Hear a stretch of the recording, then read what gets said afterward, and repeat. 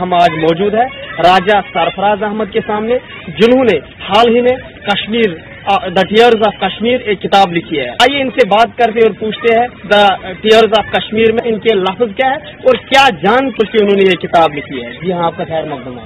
بہت بہت شکریہ، اور میری طرف سے ETV بھارت کے تمام ناظرین کو خوش آمدید اور خلوص فراد۔ ایکچولی ٹیئرز آف کشمیر میں نے کشمیر کی جو کھوئی ہوئی خوبصورتی، جو انفارچونیٹلی آج خون خرابہ، وائلنس، بلڈ ٹیررزم اور ان سب ایکٹیویٹیز کی وجہ سے کشمیر میں عام انسان کو جو پریشانی ہوئی، ٹیئرز آف کشمیر بھی اسی درد کا ایک حصہ ہے، اور یہی تھاٹ پروسیس ہے جس کی وجہ سے میں نے ٹیئرز آف کشمیر لکھا۔ کیا ہم سن سکتے ہیں کچھ وہ لفظ جو آپ نے لکھے ہیں ٹیئرز آف کشمیر میں؟ سر دیکھیے، tears of Kashmir it's in English poetry ہے۔ مرثیہ میں نے حبہ خاتون جو زون ہے ان کے لیے لکھا، وہ جو درد انہوں نے سہا ہے، ان کے ریلیٹڈ کشمیر کی کیا کہانی رہی ہے وہ۔ اس کے بعد کچھ پوئمز یوتھ آف کشمیر کے لیے، اس میں نے جو میری پرسنل جو فیوریٹ پوئم ہے دیٹس فرن، جو میری نظر سے دیکھو گے تو فرن کشمیر کی ایک یونیفارم ہے۔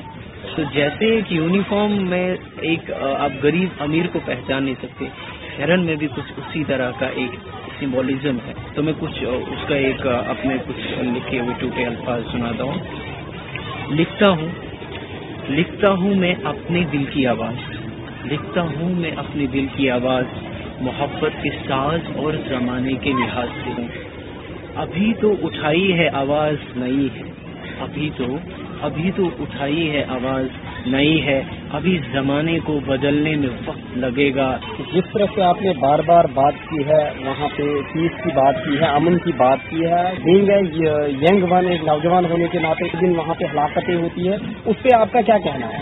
دیکھیے، کسی بھی مذہب کے پوائنٹ آف ویو سے دیکھیں، انسانیت کے مذہب سب سے جو بڑی بات ہے، انسانیت کے مذہب سے دیکھیں تو درد دینا کسی بھی انسان کسی بھی مذہب میں نہیں ہوتا، اور انفارچونیٹلی کشمیر میں ایسا ہو رہا ہے اور نہیں ہونا چاہیے۔ ہم تو دعا کر سکتے ہیں، بٹ اس سے بڑا جو ایک سوال ہے کہ کیوں وہ لوگ جن کی وجہ سے یہ سب ہو رہا ہے وہ جواب دہ نہیں ہے۔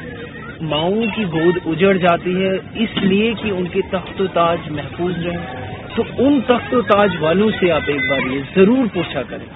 صوفی سینٹ حبہ خاتون کی ڈومیسٹک وائلنس کی آپ نے بات کی، کیا میسج ہے آپ کا ان عورتوں کے لیے جو ابھی بھی وومن امپاورمنٹ کا استعمال پورے طریقے سے نہیں کر رہے یا جھٹلاتے ہیں، ان کے لیے کیا پیغام ہے آپ کا؟ مجھے بہت اچھا لگا، میں کافی جتنا بھی انٹریکٹ ہوا اس بک سے ریلیٹڈ، پہلی بار یہ کوشچن کسی نے مجھے، میں I really appreciate you for this. وہ ایسی خاموش کتاب رہی ہے کہ ہزاروں آثر کیوں پہ لکھنا چاہیں تو بہت کم پڑے گا ان پہ لکھنا۔ آج کل کی ماؤں بہنوں کو ہماری ان سے سبق سیکھنا چاہیے کہ صبر کی انتہا میں بھی بہت میٹھا پھل ہوتا ہے۔ اور دوسری سائڈ سے اس کو دیکھیں تو جو انفارچونیٹلی وربل ابیوز کی شکار ہماری مائیں بہنیں، ڈومیسٹک وائلنس کی شکار ہیں، میں یہ کہتا ہوں کہ ان کو آگے آنا چاہیے، اگر وہ حق اور صداقت کی آواز ہے ان کو اٹھانا چاہیے، تاکہ آنے والی پیڑھی میں ویسے مرد، ویسے میں یہ کہوں گا کہ ویسے مسکرینٹس پیدا نہ ہو۔ جی ہاں، یہ تھے ہمارے ساتھ راجہ سرفراز احمد۔ ان کا کہنا یہ ہے کہ وومن امپاورمنٹ ہم ابھی بھی اس نظریے سے دیکھ سکتے ہیں جس طرح لل دیت اور حبہ خاتون کی زندگی رہی ہے۔ ETV بھارت کے لیے جموں سے میں محمد اشرف۔